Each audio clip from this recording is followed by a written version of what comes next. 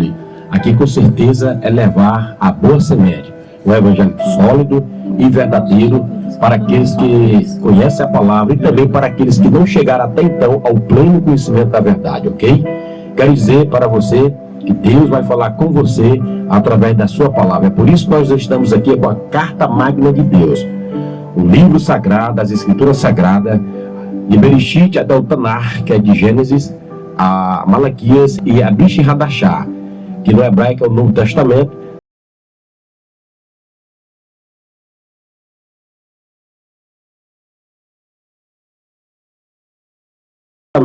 Deus sempre tem falado com o seu povo através da sua palavra, tá bom? Graças a Deus. Nós trouxemos aqui para nós outro, para você que gosta de ouvir uma boa palavra, uma palavra verdadeira. Eu sempre tenho cuidado de pregar a palavra de Deus e não trazer heresia, tá bom? Sempre eu gosto de analisar aqueles que pregam com sinceridade, com retidão e usando sempre a hermenêutica. A hermenêutica é a arte de interpretação, ou seja, a Bíblia, ela por si mesma se interpreta, tá bom? Graças a Deus. Eu quero trazer para nós aqui o livro de Apocalipse, o capítulo 2 e o versículo 2 em diante. Nós vamos falar sobre as igrejas da Ásia Menor, que são 7 igrejas, tá certo? Mas antes de nós lermos o capítulo 2, eu quero falar para vós outro que o capítulo 1 e o versículo 3 diz assim o texto: bem-aventurado aqueles que lêem e os que ouvem as palavras do livro desta profecia e guarda as coisas que nela está escrita, porque o tempo está próximo. Aleluia. Eu acho muito lindo este versículo, tá certo? No livro de Apocalipse, capítulo 1 e versículo 3. Mas o texto áureo do assunto que eu quero trazer para nós outros não é Apocalipse capítulo 1 e versículo 3. É o capítulo 2 e o versículo 1 em diante, que diz assim o texto das Escrituras Sagradas. Olha aí. Escreve ao anjo da igreja de Éfeso: isto diz aquele que tem na sua destra as 7 estrelas e que anda no meio dos 7 escartiçais de ouro. Conheço as tuas obras e o teu trabalho e a tua paciência. Aleluia.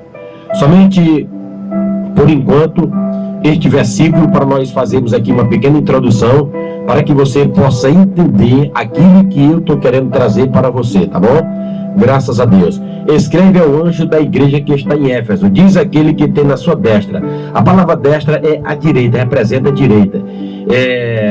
Que tem as 7 estrelas e que anda no meio dos 7 escartiçais de ouro. A palavra estrela, quando a gente lê estrela, muitas pessoas pensam que é estrela mesmo, literal. Só porque o livro do Apocalipse, ele não se entende por literalidade. Ele é simbólico, tá certo? E também é literal. E o livro do Apocalipse, não se lê ele se você não estudar o livro do profeta Yashayahu, que é o profeta Isaías, e também Ezequiel e Daniel e Zacarias. São os livros escatológicos que, juntando esses 4 livros, eles andam juntos, tá certo? Então, quando aqui a palavra de Deus fala estrela, no hebraico, a palavra estrela, ela vem do verbo hebraico, que nós chamamos de Malachi, tá certo? Estrela é Malachi. Então, estrela Malachi e os 7 escartiçais representam as 7 igrejas da Ásia Menor. Então, as 7 estrelas é Malachi. A palavra Malachi se traduz como a palavra anjo. Anjo também representa mensageiro. Então, essa palavra estrela, ela se aplica tanto para um anjo, que é um mensageiro celestial, como também para um pastor, um homem, uma pessoa terrena. Tá certo? Então, aqui o texto nos revelou da seguinte maneira: isto diz aquele que tem na sua destra 7 estrelas e que anda no meio dos 7 escartiçais de ouro. Ou seja, Jesus, ele anda no meio das 7 igrejas que ali existia na Ásia Menor. A cidade de Éfeso, para quem não sabe, era uma cidade muito grande e existiam muitos habitantes. A cidade de Éfeso, segundo a história nos revela que na época existia cerca de 500 mil habitantes. Então não era uma cidade qualquer, era uma cidade muito grande, a população era muito gigantesca. Aí o versículo 2 vai dizer da seguinte maneira: conheço as tuas obras e o teu trabalho e a tua paciência. Aqui o Deus nos revelou a parte A deste versículo: conheço as tuas obras e o teu trabalho e a tua paciência. Obra é uma coisa, trabalho é outra coisa e paciência também é outra coisa. Então nós podemos entender que Deus, através da sua presciência, Ele conhece todas as coisas. Conhece as tuas obras. Obra é aquilo que está agendado ou que está registrado no livro ou na memória de Deus. Aqui o texto nos revelou Jesus falando: olha, eu conheço as tuas obras. Isso ele estava falando para a igreja de Éfeso. Então a obra daquela igreja estava registrado na memória de Deus ou no livro. E também conheço o teu trabalho. O trabalho é aquilo que a pessoa está trabalhando, né? Então, nesse caso, a igreja de Éfeso era uma igreja que tinha uma obra boa, era uma igreja que estava trabalhando e, além de tudo, era uma igreja que tinha paciência. Então, era uma igreja de 3 virtudes. Era uma igreja que tinha obra, era uma igreja que trabalhava em favor da obra de Deus e também era uma igreja que tinha paciência. Essa igreja foi elogiada pelo próprio Senhor e Salvador Jesus Cristo, tá bom? Vamos ler e continuar novamente aqui a nossa leitura.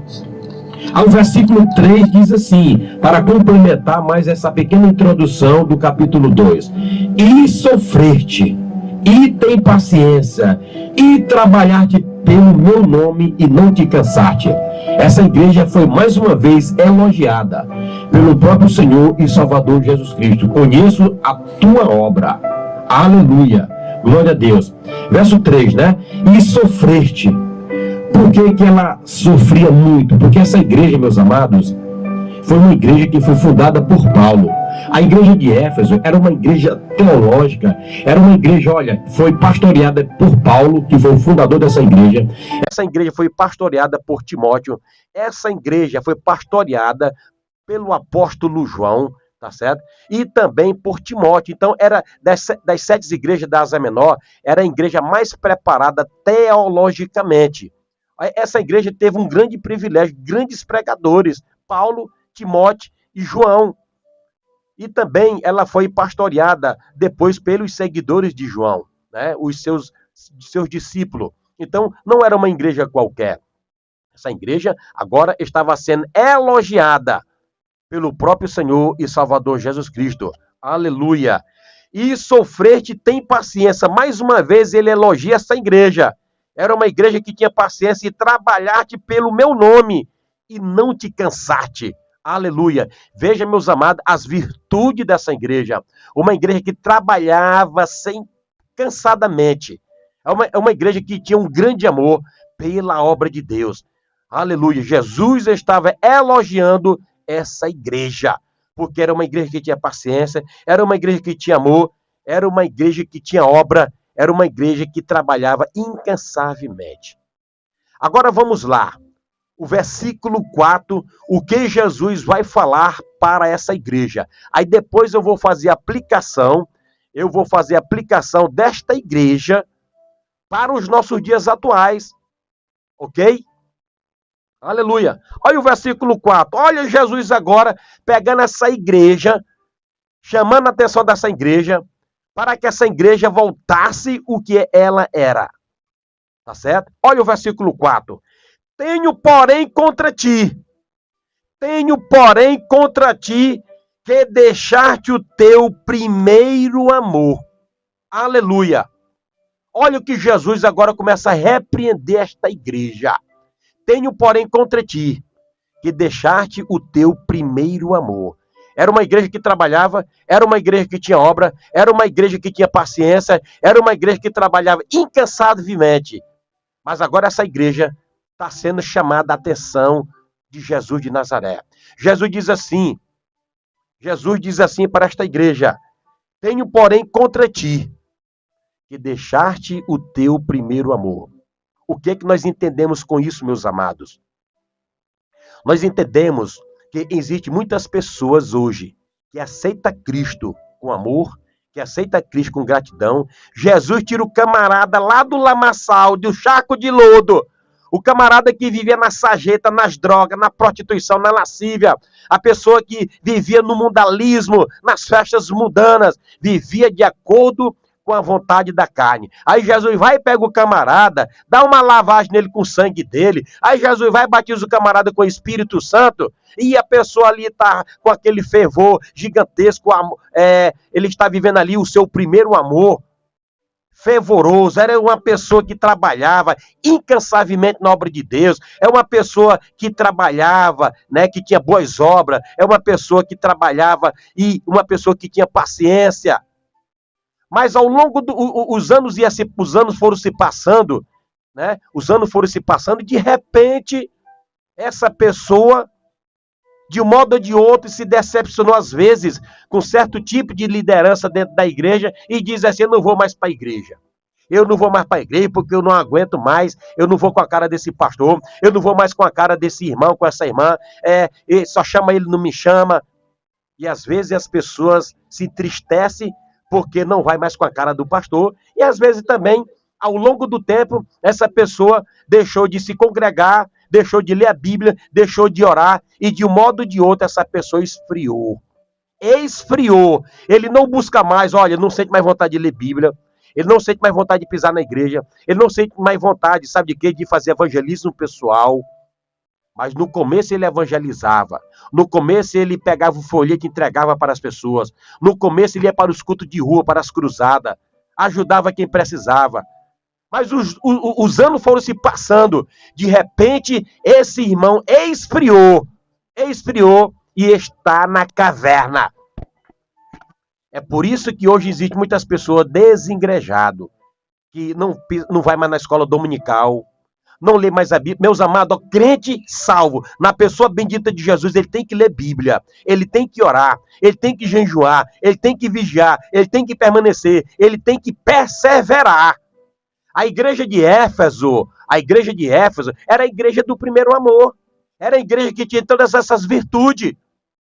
Mas os anos foram se passando, e de repente essa igreja esfriou. E agora Jesus pega esses irmãos pelas orelhas e diz assim: volta o teu primeiro amor. Você que está me assistindo aqui ao vivo através do canal no YouTube, no Facebook, você que está me ouvindo aqui através da Rádio Comunidade FM, você que está frio, eu quero dizer para você, se você olhar para o irmão Clediston, se você olhar para o irmão Edinho, se você olhar para o irmão Cauã, se você olhar para o irmão Edson ou para o teu pastor, você vai se decepcionar muito. Você sabia que você vai se decepcionar muito? Você sabe por quê? Porque eu sou falho. Nós somos falhosos. Nós somos cheios de falha. Mas se você olhar para Jesus, o autor e consumador da fé, você jamais vai se decepcionar. Tá certo? O homem é falho. O homem está sujeito à queda. Ou não? Ou estou falando aqui a brobinha. O homem está sujeito à queda. Todos nós somos falhosos. É claro que nós temos as nossas virtudes, as nossas qualidades, mas apesar de tudo isso, nós estamos sujeitos à queda. Mas se você olhar para o dono da Bíblia, o dono das Escrituras Sagradas, o dono dessa carta magna, se você olhar para Jesus, você jamais vai se decepcionar. Uma coisa eu te digo, meu irmão, uma coisa eu te digo, minha irmã, você que está me ouvindo, você que está longe do Evangelho, você que está distanciado da casa de Deus, chegou o momento de você voltar para a casa de Deus. Você que está frio, você que não sente mais vontade de ler Bíblia, você que perdeu a tua essência, você que não sente mais a presença de Deus, você que não sente mais a presença de Irod Rakodesh, de Elohim, o Espírito Santo de Deus, você precisa voltar ao teu primeiro amor. Você é um instrumento de Deus. Olha, eu quero dizer ainda mais. Eu falei hoje aqui no começo do programa que Deus tem uma palavra para você. E eu estou falando aqui, é para você mesmo. Deus, ele quer te usar. Deus, ele quer te usar. Você é o instrumento de Deus. Olha, você está dando prejuízo para Jesus. Você sabia disso? Você está dando prejuízo para Jesus. Sabe por quê? Porque você tinha os dons espirituais, você tinha os dons de Deus, todos esses dons você enterrou. Você enterrou os teus dons, isso significa que você está dando prejuízo para o reino de Deus. Deus, ele quer te usar. Ele quer te usar como instrumento. Ele quer te usar como vaso. Só porque você enterrou teus talentos, Você não sente mais a essência do Espírito de Deus. Você perdeu o primeiro amor. Jesus está falando aqui para a igreja de Éfeso e eu estou falando aqui para você. Louvado seja o nome do Senhor para todo sempre. Lembra-te por de onde caíste. Verso 5. Capítulo 1, versículo 5. Vamos trazer aqui fazer uma exegese desse texto e explicar para vós outros, para você que está me ouvindo. Lembra-te por de onde caíste. E arrepende-te e pratica as primeiras obras. Quando não, brevemente te virei e tirarei do teu lugar o teu catiçal, se não te arrependeres. Aleluia. Lembre-te por de onde caíste. Eu não sei qual foi o motivo que você caiu. Eu não sei qual foi o propósito. Eu não sei qual foi a tua queda que você caiu. Mas é que o texto é enfático em dizer para você. Lembre-te. Você sabe o que é que você tem que lembrar? Porque você é um ser humano. Nós temos lembranças das coisas passadas. Chegou o momento de você voltar para a casa de Deus. Deus está falando com você. Lembra-te de onde você caíste. E volta o teu primeiro amor. Aleluia. Lembra-te por de onde caíste e volta às primeiras obras. Quando não, brevemente te virei e tirarei do seu lugar o teu catiçal. A palavra catiçal aqui é a igreja. Mas você que a pessoa que tinha certa posição na igreja, se não se arrepender, aqui a palavra de Deus diz que ele vai remover, tirar você desta posição. Então, meu amigo, você minha amiga, você meu amado irmão, chegou o momento de você voltar para a casa de Deus. Deus está falando com você. Deus está falando com você. Aleluia. Você que perdeu o primeiro amor. Aleluia. Chegou o momento de você voltar para a casa de Deus.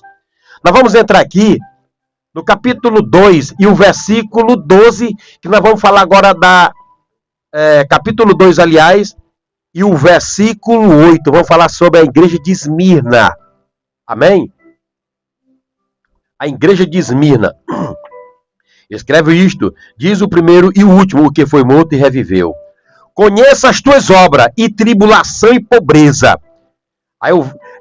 Mas tu és rico. Tá bom? Conheça as tuas obras e tribulação e pobreza, mas tu és rico. E é blasfêmia do que diz judeus, e não são, mas são sinagoga de Satanás. Nada temas das coisas que hão de padecer. Eis que o diabo lançará algum de vocês na prisão, para que seja tentado e tereis uma tribulação de 10 dias. Ser fiel até a morte e dar-te-ei a coroa da vida. Aleluia. Ser fiel até a morte. Este versículo, meus amados, ele se aplica para todas as igrejas de todos os tempos, de todas as épocas. Ser fiel até a morte e dar-te-ei a coroa da vida. A igreja de Esmirna era uma igreja que era pastoreada por um pastor chamado de Policarpe. A igreja de Esmirna era uma igreja que era pastoreada por Policarpe, discípulo de João. Diz a história que o procônsul da época da igreja de Esmirna, ele prendeu Policarpe para matar ele. Só porque antes de matar Policarpe, eles lançaram uma proposta para Policarpe. Policarpe, tu nega o teu Jesus, que eu vou te livrar da morte. Era o governador da cidade de Esmirna. Você sabe qual foi a resposta de Policarpe para o procônsul daquela cidade? Policarpe diz: já faz 86 anos que eu sirvo o meu Jesus, ele nunca me fez mal algum. Por que nessa hora eu vou negar o meu mestre? Policarpe diz: acende essa fogueira, porque só assim eu vou me encontrar mais rápido com o meu Senhor. E Policarpe foi queimado na fogueira, mas ele não negou a sua fé. A igreja de Esmirna, como eu já falei, era uma igreja pobre materialmente, mas aqui Jesus elogia essa igreja. Foi as duas igrejas que foi elogiada por Jesus, foi a igreja de Esmirna e a igreja de Filadélfia. Das 7 igrejas, foi as igrejas mais elogiadas por Jesus. A igreja de Esmirna era uma igreja pobre materialmente, mas era uma igreja que tinha essência, tinha a presença de Deus ali diariamente. E além de tudo, Jesus diz para eles: olha, vocês são ricos. Vocês são ricos. Às vezes, meu amado irmão, você fica se indagando em casa. Eu sou pobre material. Às vezes você fica até murmurando. Mas eu quero te dizer, meus amados, para cada situação Deus tem um propósito. Tá certo? Se você vive esse estilo de vida aí, é porque Deus quer ver você assim mesmo. Tá certo? Existem muitas pessoas que não podem ter poder. Existem muitas pessoas que não podem ter certas posições que negam Cristo.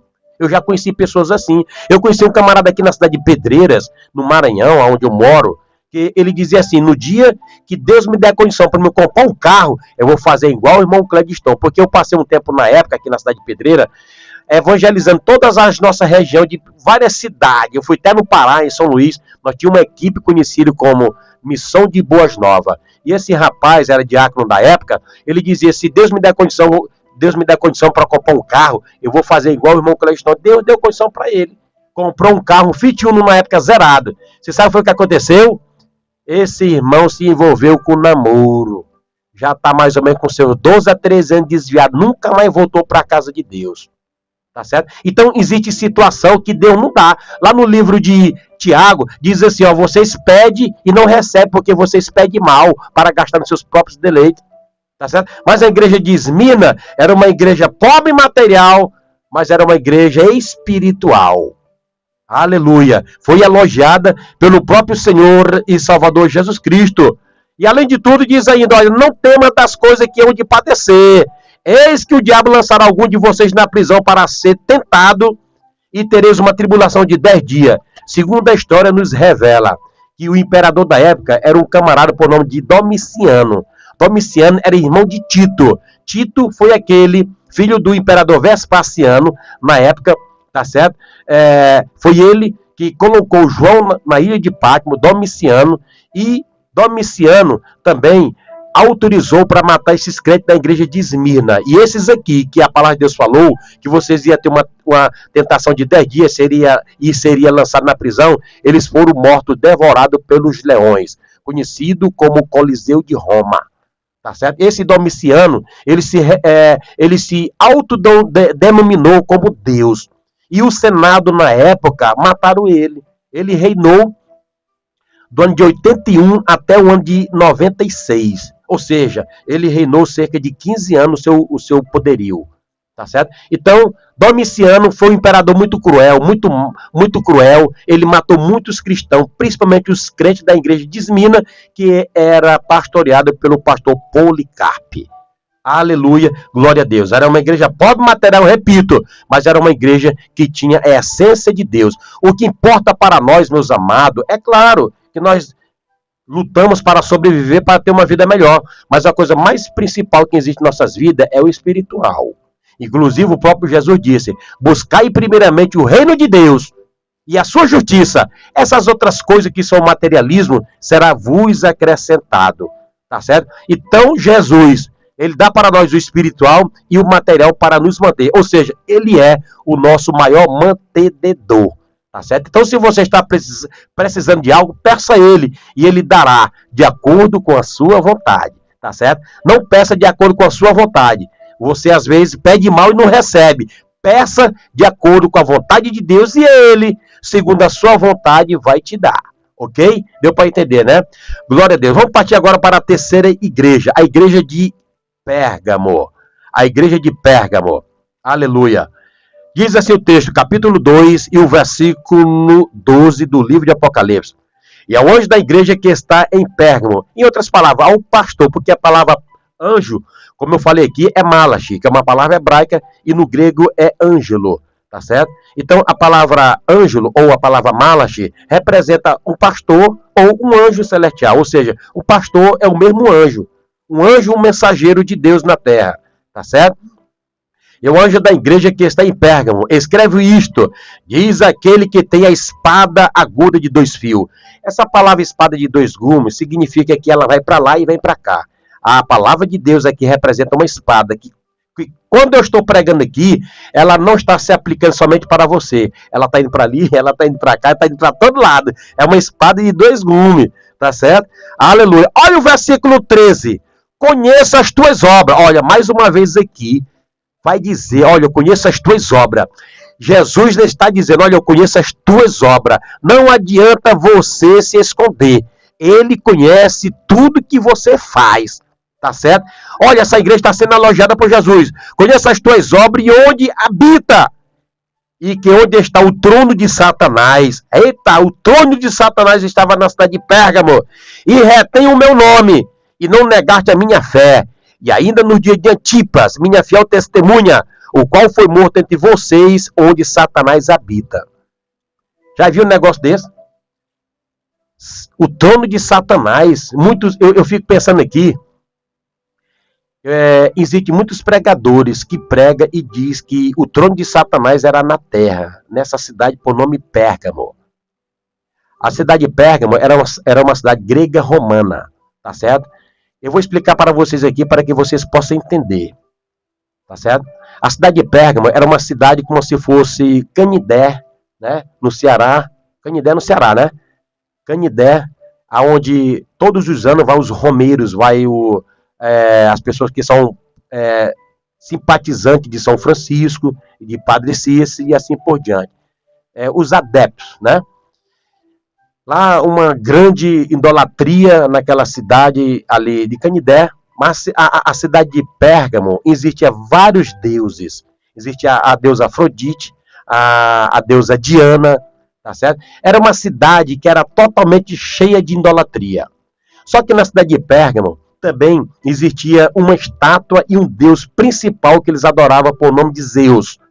Zeus, lá tinha uma estátua de 50 metros de altura e também um deus por nome de Eclepson.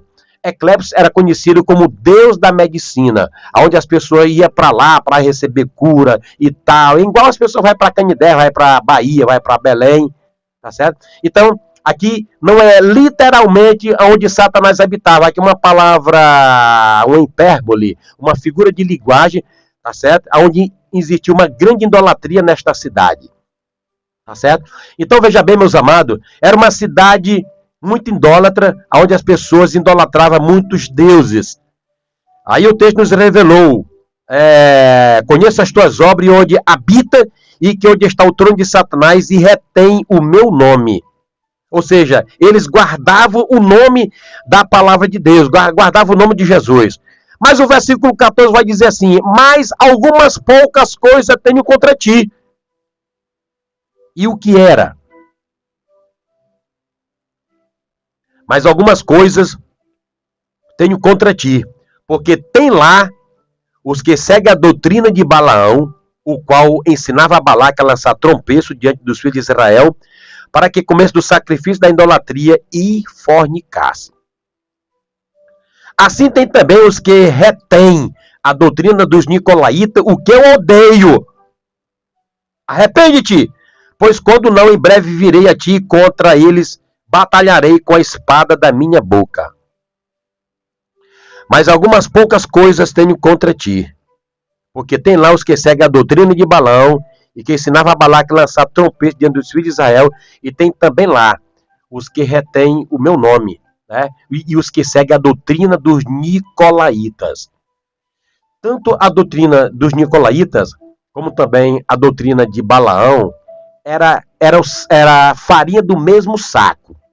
Deu para entender? Farinha do mesmo saco.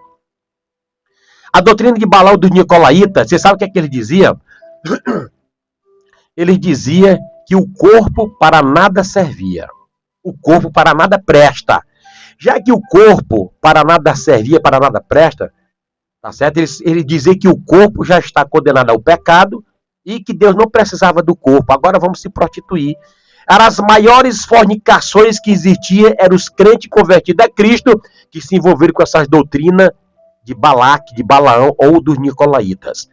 Essas doutrinas de Nicolau e de Balaão, ela estava tomando espaço no meio da cristandade naquela época dos anos 100, dos anos 150, dos anos 90, nessa época, e principalmente também a doutrina dos gnosticismo. Então veja bem, meus amados, ele dizia que o corpo para nada servia, Deus só queria a alma. Do mesmo jeito é hoje. Existem muitos heréticos, existem muitos falsos ensinadores, muitos falsos profetas que prega a palavra de Deus e vive na carne. Romanos capítulo 8, versículo 8 diz assim, que quem está na carne não agrada a Deus. O que tem de igreja por aí, o que tem de líderes, o que tem de pastor por aí, cafajeste, que prega um evangelho que não é evangelho verdadeiro, esses camaradas vão pagar um preço terrível no dia do juízo final. Vão pagar um prejuízo terrível. Meus amados, a palavra de Deus ela tem que ser pregada do jeito que ela tem que ser. Eu não posso trazer aqui um texto aqui e pregar a doutrina de Balaão e dizer, olha, você pode fornicar, você pode adulterar, que Deus ele não quer saber do corpo mesmo. O apóstolo Paulo diz assim, que o nosso corpo ele é santo. Paulo ainda diz mais, que os manjares, quando eu falo manjares,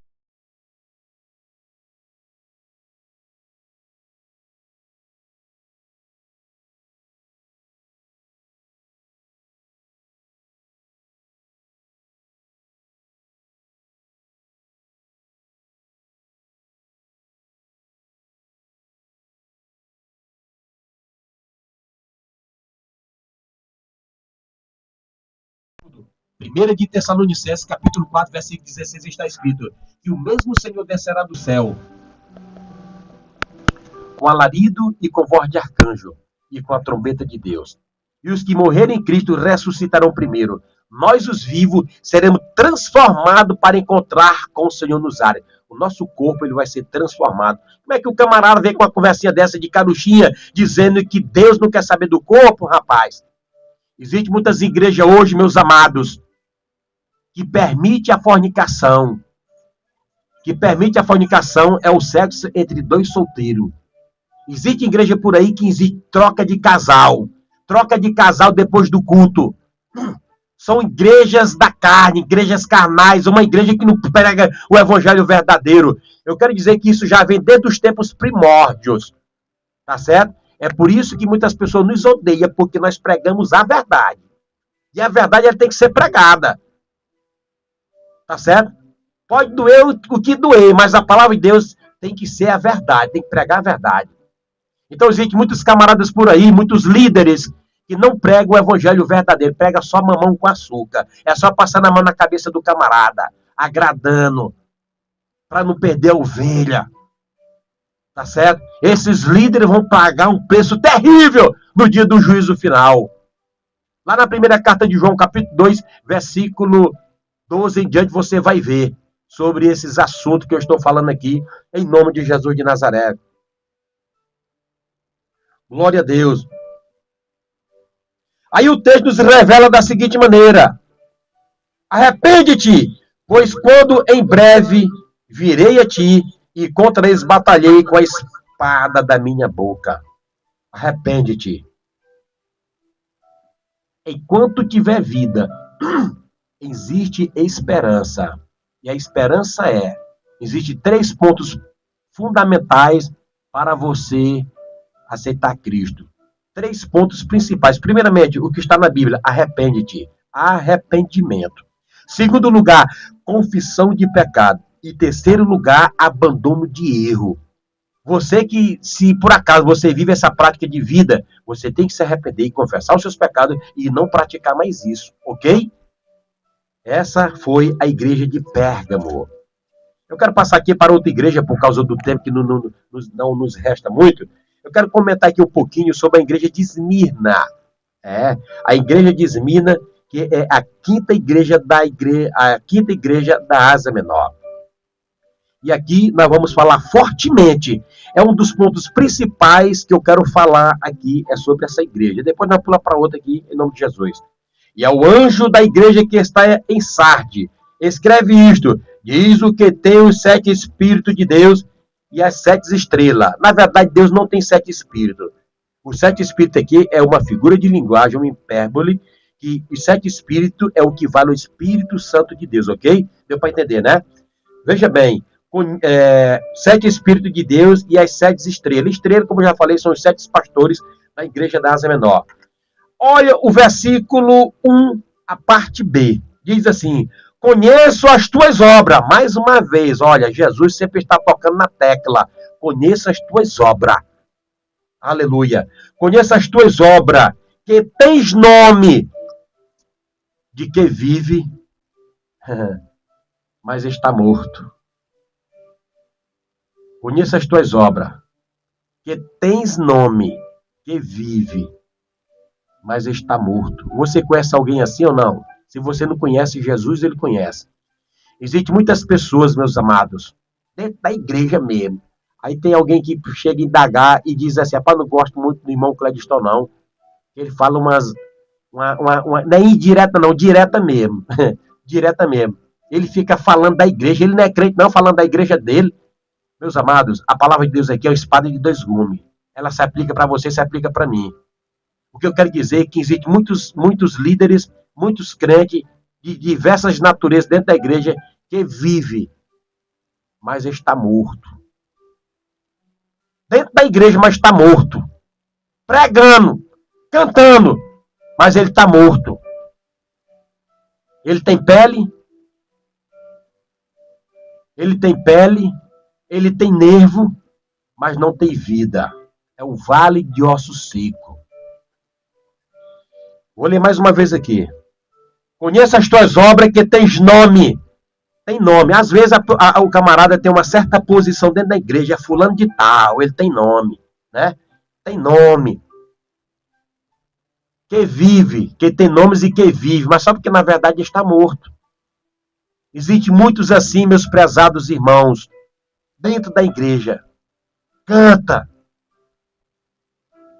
Canta demais. Prega demais, é teórico, é bacharel, é formado nisso, é naquilo, é letrado, tem pós-graduação, paletó bonito, carro bonito, dízimosão lá em cima, mas é um defunto morto, pecado incubado até o tutano. Ele tem medo de confessar, porque ele sabe que se ele confessar, a máscara dele cai. E às vezes esse camarada morre sem confessar e vai direto para o inferno.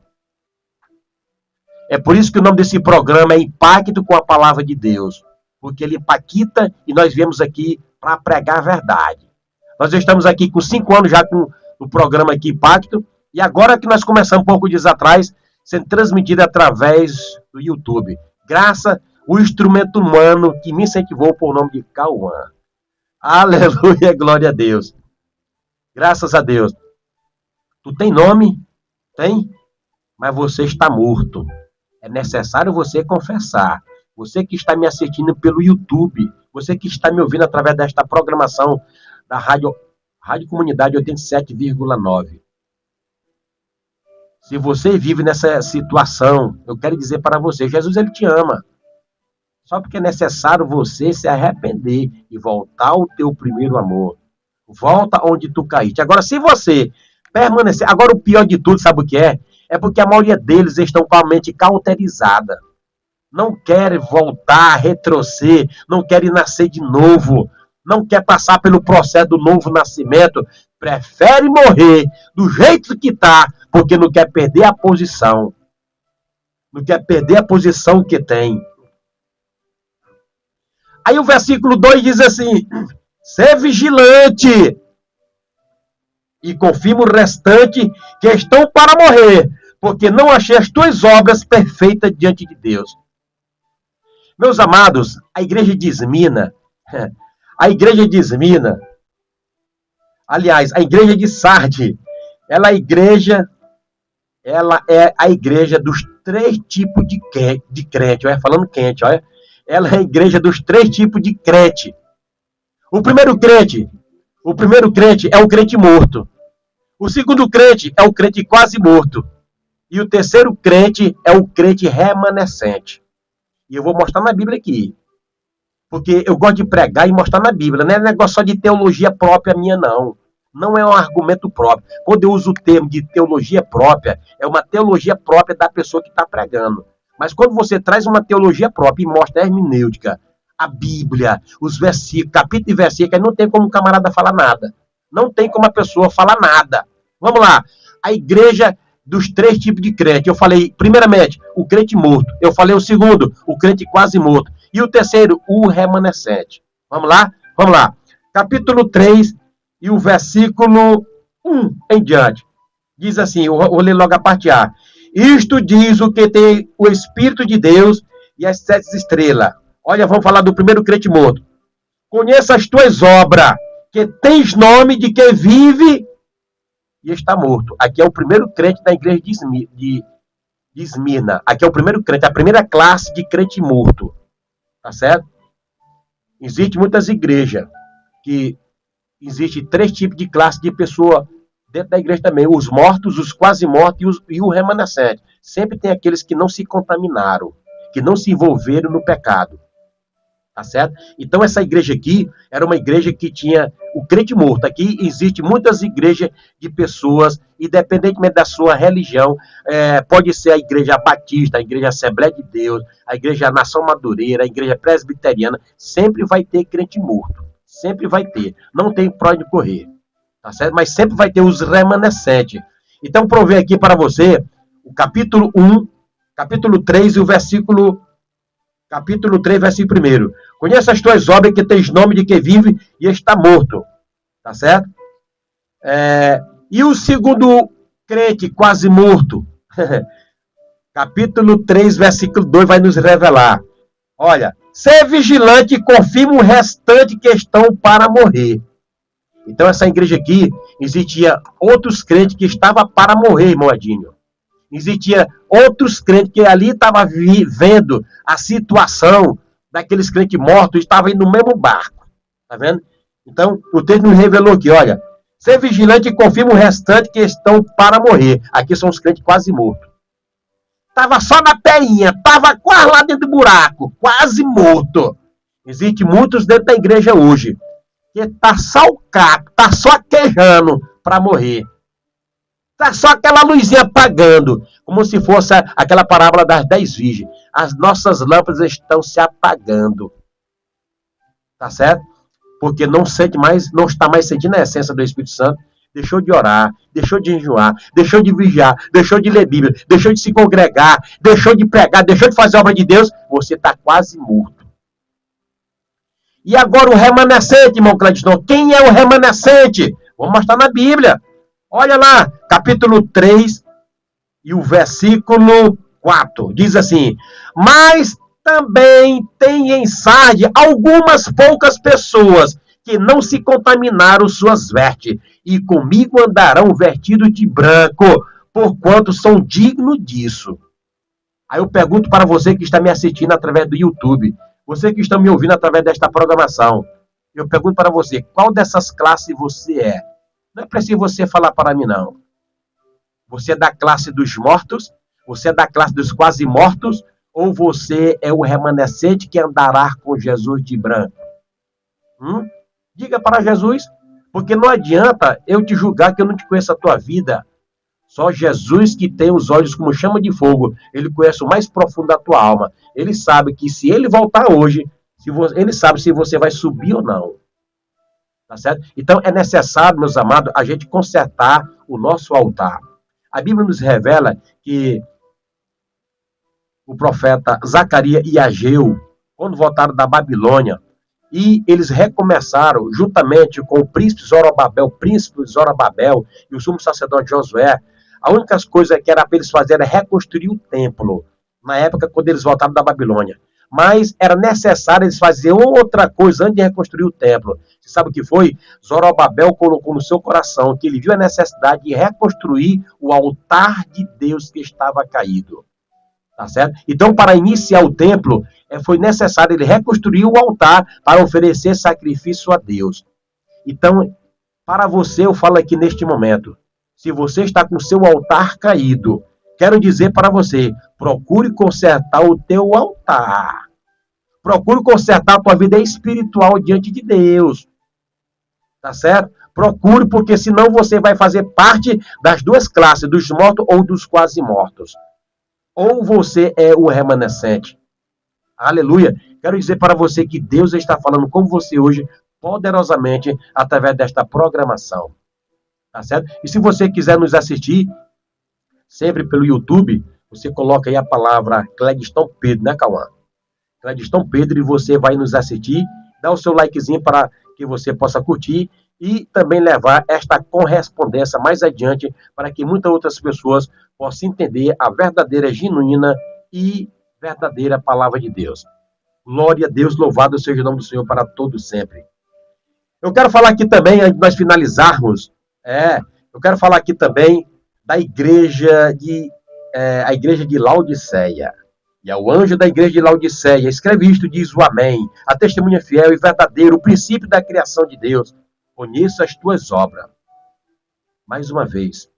Conheço as tuas obras, que nem és frio nem quente. Quem dera fora frio ou quente. Assim porque és morno, e não és frio nem quente, vomitar-te-ei da minha boca. Como dizes, rico eu sou, eu estou enriquecido e de nada tenho falta. E não sabes que és um desgraçado, miserável, pobre, cego e nu. Aconselho-te de que de mim compres ouros provados do fogo, para que te enriqueça e roupas brancas, para que te vista e não apareça a vergonha da tua nudez, e que unja os teus olhos com colírio para que veja. Eu repreendo e castigo a todos quanto amo. Sei, pois, zeloso e arrepende-te. Eis que estou à porta e bato. Se alguém ouvir a minha voz e abrir a porta, eu serei com ele e ele comigo. Essa igreja aqui era uma igreja rica, materialmente, mas era uma igreja morta. Era uma igreja que não tinha sabor. Você já comeu algum tipo de comida insossa? O que é que dá sabor na comida? É o sal, é ou não é? Se você beber um suco, se não colocar açúcar, você, eita, esse negócio está sem açúcar. Se você comer a comida, compre uma picanhazinha e asse ela sem sal. Asse ela sem sal para ver se ela tem sabor. Agora coloque o salzinho naquela picanha e asse lá para você ver. Você vai ver que quando você mastigar a carne com aquela gordura salgada, você vai ver, carne gostosa, por quê? Porque tem sabor. A igreja de Laodiceia era a igreja rica, é a igreja que para eles não faltava nada, mas era uma igreja que não tinha sabor. Vomitar-te-ei. Jesus falou para essa igreja. Existem muitos por aí, tá certo? Que prega, mas não tem sabor. Vive uma vida sem sabor para Deus. Não tem uma vida santa. Não tem uma vida santa. Quando aqui a palavra fala que vestirei de vestes brancas, vestes brancas representa pureza, santidade, separação. Santo significa ser separado. Kadosh significa santo. Kadosh e a versa boache. Tá certo? Então, santo significa ser separado. A igreja de Laodiceia era uma igreja que tinha tudo materialmente. Vocês conhecem alguma igreja por aí que é mega templo, gigantesca, mas quando você entra para dentro dessa igreja, você não sente a presença de Deus? Pois bem, isso já aconteceu no passado, pois também está acontecendo nos nossos dias atuais. Aí a pergunta é para você. Você é igreja, você é servo de Deus, ou você não é? Você tem sabor para Deus ou não tem? Você tem um tempero de Deus ou não tem? Você tem de Elohim, o Espírito de Deus na sua vida ou não? Não precisa você responder para mim. E para nós finalizarmos, por causa do tempo, capítulo 7, quero finalizar com essa igreja aqui, que foi a igreja mais elogiada. Foi essa e a igreja de Esmirna, que era pastoreada pelo pastor Policarpe. Capítulo 3, versículo 7. E ao anjo ou pastor da igreja que está em Filadélfia, escreve isto: diz o que é santo, o que é verdadeiro, o que tem a chave de Davi, o que abre e ninguém fecha, e fecha e ninguém abre. Versículo 8. Conheço as tuas obras. Todas as igrejas, ele citou essa palavra. Conheço as tuas obras. Coloca essa palavra na tua mente. Conhece, Jesus, ele conhece as tuas obras. As minhas obras ele também conhece. Conheça as tuas obras. Eis que diante de ti pus uma porta aberta, e ninguém a pode fechar, porque tendo pouca força, e guardar-te a minha palavra, e não negar-te o meu nome. Aleluia. Deus, ele colocou uma porta aberta. E essa porta aberta, ela está aberta até hoje. E muitos tentam fechar essa porta porque não conseguem. Sabe por quê? Porque tem pouca força. Essa porta aberta é a porta do Evangelho. Jesus disse: eu sou a porta e bato. Se alguém ouvir a minha voz e abrir a porta, eu serei com ele comigo. O capítulo 7 do livro de Mateus, Jesus disse: entrai pela porta estreita, porque larga é a porta e espaçoso são os que entram por ela, e espaçoso é o caminho, e muitos são os que entram por ela. Estreita é a porta, e apertado é o caminho, e poucas pessoas que encontram. O capítulo 13 e o versículo 22 do Evangelho de Lucas, a Bíblia nos revela que Jesus ia caminhando em direção a Jerusalém. De repente, um homem parou e interrogou Jesus e disse: Mestre, são poucas pessoas que vão ser salvas? Jesus disse: esforçai para entrar pela porta, porque na verdade eu vos digo que muitos tentarão entrar, mas não conseguirão. A porta estreita e apertado é o caminho, e poucas pessoas que encontram. Aleluia. Essa porta é a porta do Evangelho. Nós pregamos o Evangelho. Cabe a você aceitar esta palavra. E para nós finalizarmos, meus amados, Jesus elogia essa igreja dizendo: como guardaste a palavra da minha paciência, também eu te guardarei da hora da tentação, que há de vir sobre todo mundo, para tentar os que habitam na terra. Aí o versículo 2, que eu vou finalizar, versículo 11. Eis que venho sem demora, guarda o que tens, para que ninguém tome a tua coroa. A pergunta é, antes de finalizar, o que é que você tem de precioso para você não perder a tua coroa? Guarda o que tens, para que ninguém tome a tua coroa. Vou responder biblicamente. E o programa Impacto nós apresentamos e mostramos os versículos que complementam um ao outro. O capítulo 4, versículo 6 da segunda carta de Timóteo, Paulo diz assim: eis que eu estou sendo oferecido por expansão de sacrifício, e o dia da minha partida está próximo. Combati o bom combate, acabei a carreira, mas guardei a fé. Aqui o texto diz, o texto aqui nos revelou da seguinte maneira: eis que venho sem demora, guarda o que tens. O que é que nós temos? Timóteo falou, mais precioso, guarda o que tens para que ninguém tome a tua fé. Aleluia. Guarda o que tens para que ninguém tome a tua coroa. E o que é que nós temos de mais precioso é a nossa fé. No decorrer desta peregrinação nossa aqui na terra, nós estamos sujeitos a perder a fé. Como muitos têm perdido, naufragado na fé. Guarda o que tens. Tá certo? Guarda o que tens. O que é que nós temos? A nossa fé. Se você perder a sua fé, você automaticamente vai perder a tua coroa. A tua coroa representa a tua salvação. Portanto, medite nessas palavras, meu irmão, minha irmã, você, meu amigo, que está me ouvindo. Isso que eu estou falando aqui é muito sério. Guarda o que tu tens, que é a tua fé, para que ninguém tome a tua coroa. Satanás, o arco inimigo de Deus, tudo que ele quer tomar, roubar a tua fé. Roubando a tua fé, você perde automaticamente a tua coroa. Portanto, busca o Senhor enquanto se pode achar e invocar o seu nome enquanto se está perto. Tá bom? Glória a Deus, que Deus possa te abençoar, que Deus possa ter falado com você. Em nome de Jesus de Nazaré, muito obrigado. Ok?